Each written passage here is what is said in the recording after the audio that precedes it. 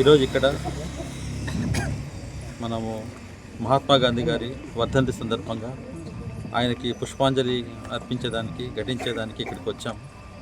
అందరికీ తెలుసు ఆయన యొక్క స్ఫూర్తి అనేది ఈ దేశాన్ని కాకుండా విదేశాల్లో కూడా ఎంతో స్ఫూర్తి నింపినటువంటి జీవితం మహాత్మా గాంధీ గారు. వారు చాలామందికి ఆదర్శపాయులు.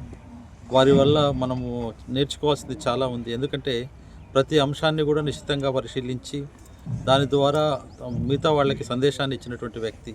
గ్రామీణాభివృద్ధి కానివ్వండి, వ్యవసాయం కానివ్వండి, తర్వాత మిగతా టెక్నాలజీ కానివ్వండి, ఇవన్నీ కూడా ఆయన పర్సనల్గా అనుభవించి ఆయన చాలా ప్రదేశాల్లో తిరిగిన తర్వాత నేర్చుకున్నటువంటి దీన్ని అమలు చేసినటువంటి ఒక వ్యక్తి. ఆ విధంగానే అందరూ లేబరర్స్ కూడా, అంటే మనము శ్రామికంగా కష్టపడే వాళ్ళని తక్కువ చూపు చూస్తూ ఉంటారు. అలా కాకుండా ఆయనే పర్సనల్గా టాయిలెట్స్ క్లీన్ చేయడం కానివ్వండి, చెప్పులు కుట్టడం కానివ్వండి, ఖాదీ ఇవి చేయడం కానీ, ఇవన్నీ కూడా ఒక డెమాన్స్ట్రేట్ చేస్తుంది. లేబర్ డిగ్నిటీని కూడా డెమాన్స్ట్రేట్ చేస్తుంది. ఆయనకు ఉన్నటువంటి అతిపెద్ద ఆయుధం ఏమంటే అహింస అనేటువంటిది. ఎందుకంటే ఆయన ఎప్పుడు చెప్పేవాళ్ళు, ఒక ప్రాణిని మనము క్రియేట్ చేయలేనప్పుడు దాన్ని డిస్ట్రాయ్ చేసేటువంటి శక్తి కూడా మనకు లేదు అని. మనము జీవం పోయలేకపోయినప్పుడు దాన్ని చంపకూడదు.